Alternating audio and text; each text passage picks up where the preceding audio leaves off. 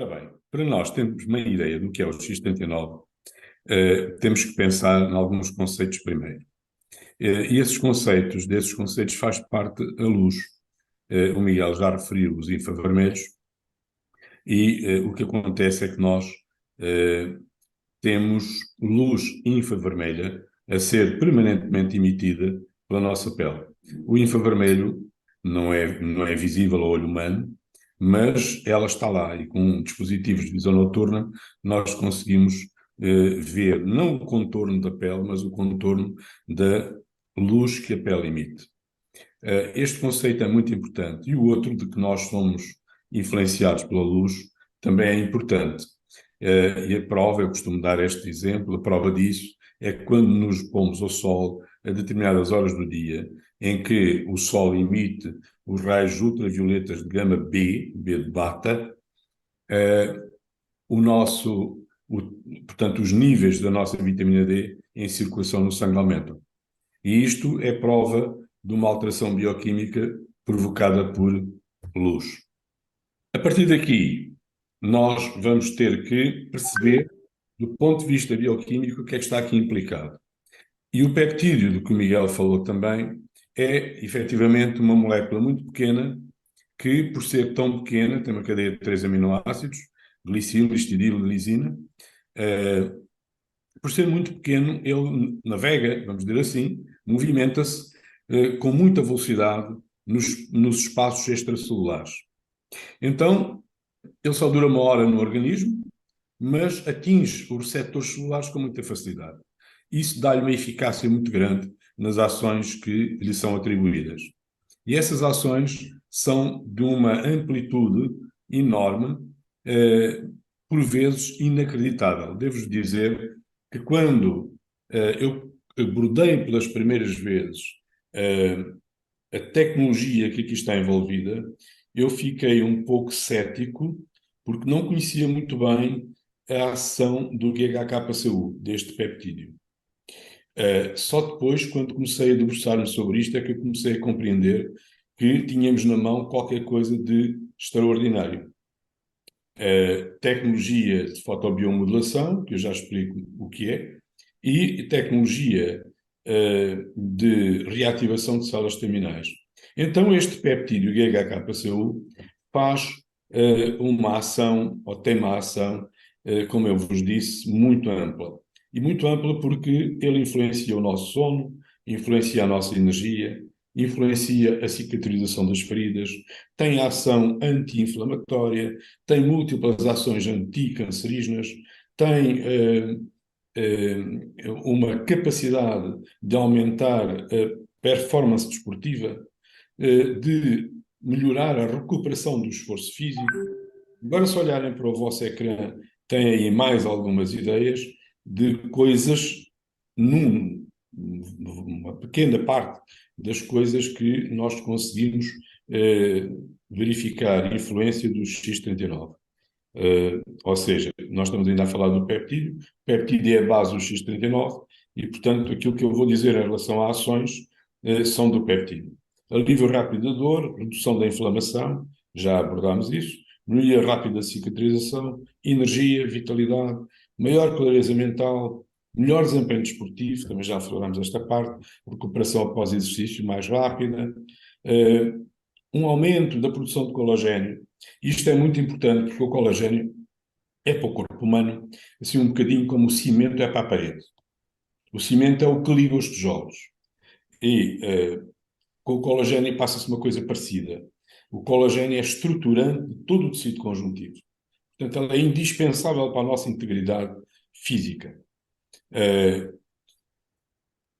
Mas temos outras ações do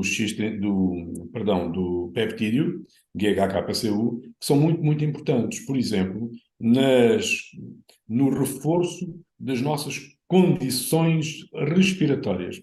Eu quero-vos dizer que muitas vezes ainda se faz um erro, que é encarar o X39, portanto, o produto que estamos a falar, como uma forma de tratar doenças específicas.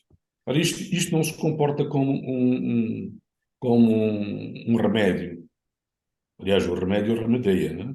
Isto efetivamente faz alterações que eu já vou explicar, importantes na base do funcionamento de todo o nosso organismo.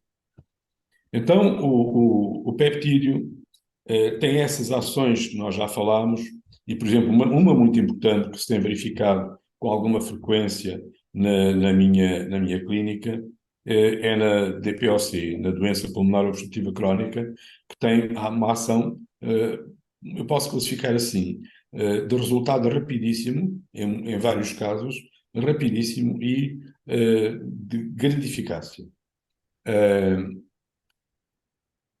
Qual é o grande problema agora disto? É que este peptídeo, este GHK-PCU, ao longo da vida vai diminuindo. Nós vamos perdendo a quantidade, vai baixando a quantidade de unidades deste peptídeo ao longo da vida.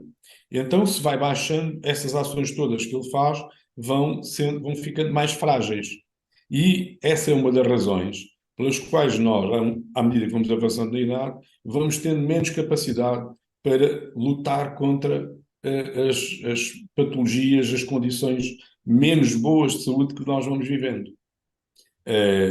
Agora, em cima de tudo isto, está uma outra situação que é, porventura, muito mais interessante do que tudo o resto que nós falamos. É que, quando incrementamos este peptídeo, incrementar significa aumentar a quantidade. Quando incrementamos este peptídeo, ele reativa células estaminais. E agora vamos aqui para outro conceito, que é o conceito das células estaminais. Mas antes disso, quero referir, e isso é muito importante, que foi feito um estudo há poucos anos, numa universidade na Califórnia, em São Francisco, e que consistiu no seguinte: era medir a quantidade do peptídeo GHK-PCU no sangue de jovens entre os 20 e 25 anos e depois medir o peptídeo GHK-PCU em pessoas de 50 a 60 anos. E o que verificaram, os números que verificaram foi, entre os jovens, o número de peptídeos deste peptídeo, GHK-PCU, era 260 nanogramas por cada mililitro, e nas pessoas de 50 a 60 anos era 80 nanogramas por cada mililitro. O que quer dizer que ao longo da vida, esta gente que tinha 50 a 60 anos foi perdendo peptídeo GHK-PCU. E foi, portanto, diminuindo, entre outras coisas, a capacidade de ação da célula estaminal. E aqui está um dos grandes problemas.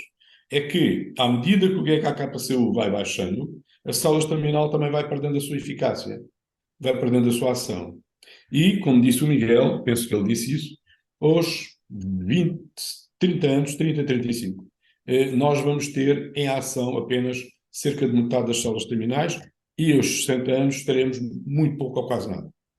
Então, se a célula estaminal é importante para a reparação do nosso organismo, e se a célula estaminal é importante para a apoptose celular, que já vamos também dizer o que é, isto é simples, ok? E esta simplicidade não evita que nós tenhamos que utilizar alguns termos técnicos. Tentar resolver as dúvidas depois. Neste momento, o que é preciso perceber é que as células estaminais vão descendo, a quantidade de ação que essas células são capazes de produzir vai diminuindo e, agora reparem, se o GHK-PCU diminui, a célula estaminal diminui, a apoptose celular vai se dar com menos eficácia. E o que é a apoptose celular? A apoptose celular é nem mais nem menos do que a morte natural das células. As células não têm o tempo de vida que nós temos, enquanto unidade. Não é? Há células que têm um determinado tempo de vida, as células musculares têm um tempo de vida já diferente, etc, etc, etc. E, portanto, nós não morremos com as células quando nascemos. Nós vamos sempre resolvendo ou substituindo, melhor dizendo, as células que vão morrendo. E agora adivinha qual é o papel das células estaminais nisto? São responsáveis pela substituição da célula que morreu. E então, se nós vamos perdendo a quantidade de GHK-PCU, vamos produzindo cada vez menos a ação das células estaminais, o que vai acontecer é que, inevitavelmente, ali à frente, temos a morte. Nós vamos morrer, de certeza, mas como o Miguel dizia, que morramos o mais tarde possível, com a melhor saúde possível. É para isso que nós aqui estamos, e é disso que estamos a falar também. Ou seja, quando nós pegamos no GHKC e levamos para valores que tínhamos aos 20 anos, se tivermos aos 40, 50, 60, 30 mesmo, se o elevamos para esses níveis, nós estamos a regredir na idade dessas estruturas. Aquilo que elas perdem, estamos a falar de GHKCU, aquilo que elas perdem é apenas a quantidade em ação no organismo. Não se esqueçam que a HKCU só dura uma hora no organismo. É substituído constantemente, produz novas moléculas constantemente, mas ele dura muito pouco tempo. Vai diminuindo ao longo da vida, como eu disse. Agora, reparem que o grande foco de importância nisto é o GHKCU, porque é ele que permite a reativação de células estaminais e faz com que as células estaminais estejam prontas a fazer a substituição das que vão morrendo. Se nós produzimos menos GHKCU, tudo isto é posto em causa. Todo o edifício cai pela base. Então temos que o elevar. E para o elevar, utilizamos uma tecnologia chamada fotobiomodulação. Foto é luz, bio é o organismo, modulação é a estrutura de uma luz que nós mantemos com aquelas características. Estamos capazes de manter com aquelas características, modelamos-las e mantemos-las. Então o que se passa e o que se fez foi aproveitar a luz da nossa pele, os infravermelhos, colocar uma película com cristais, nanocristais, escala muito pequena, ok? Nanocristais orgânicos que funcionam para a luz como um espelho funciona para a imagem.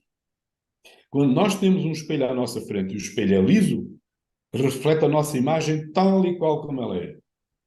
Se o espelho é côncavo ou convexo, altera-nos a imagem. Ou fica mais larga ou fica mais estreita. O que acontece com esta película de nanocristais é exatamente o mesmo em relação à luz.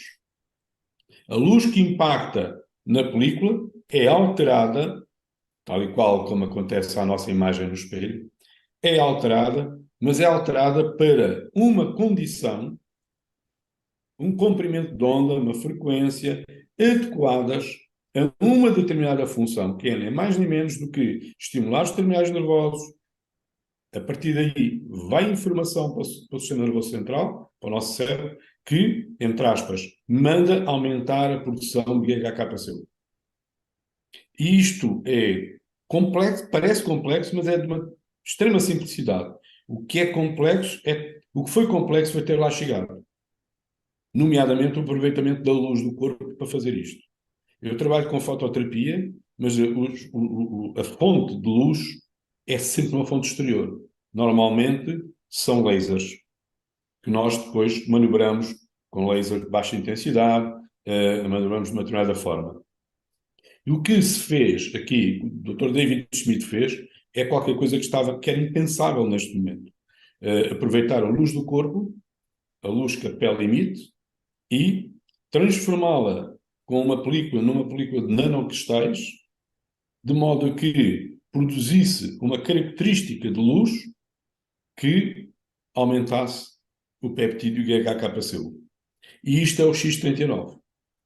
GHKCU como base, célula estaminal a ser reativada, a poder ter uma eficácia grande na apoptose celular e temos uma pequena maravilha, ou uma grande maravilha na mão. Como é que também devemos utilizá-lo? Há outra coisa que eu tenho detectado, algumas pessoas fazem esta confusão. Como estão aqui alguns marcos em termos temporais, 6 meses de utilização, 3 meses de utilização, 6 semanas de utilização, nos primeiros dias, como temos aqui alguns marcos, muita gente pensa que o limite de utilização do X39 são 6 meses. Mas não se passa nada disso. Eu uso a 9 e vou usar para o resto da vida. Porque eu não quero que o meu GHKCU comece a baixar novamente. Eu quero mantê-lo ao nível que está agora. Nos primeiros dias, 4.000 genes começam a reativar. Ora bem,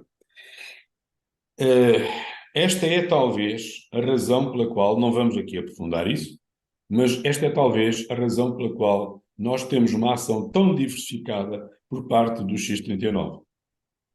É que, nos primeiros dias, imediatamente, 4.000 genes começam a reativar. Ok? E são genes diferentes, com características diferentes, com ações diferentes. Ou são antitumorais, ou são anti-inflamatórias, etc, etc, etc. Com 6 semanas de utilização, temos um maior equilíbrio cerebral. Eu tenho notado na minha prática, na minha clínica, casos de ansiedade e depressão a serem facilmente controlados com o X39.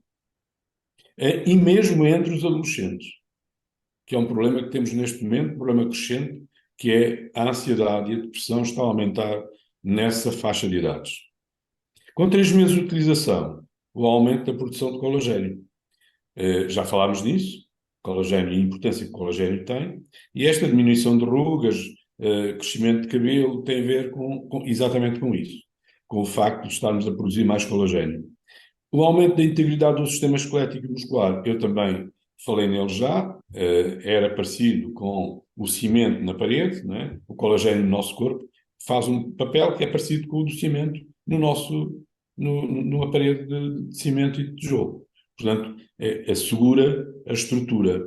Com 6 meses de utilização, tem aqui um dado muito importante, para além do facto de estar apontado também que ao fim de 6 meses de utilização constante, nós teremos as nossas células a trabalhar como quando tínhamos 25 anos, temos aqui um outro marco, que é este estudo recente, em que 14 em cada 15 pessoas, reparem, 14 em cada 15 reduzir a sua idade vascular a cerca de 8 anos. E isto, acreditem em mim, é muito. E só, se fosse só isto que fosse proporcionado pelo X39, já valia a pena fazer. E não se esqueçam, isto é ao fim de 6 meses. E ao fim de 12, como é que estarão as coisas? Eu peço-vos que olhem para isto com uma perspectiva, que é a de que nós conseguimos, com o X39, uma situação de regressão na idade.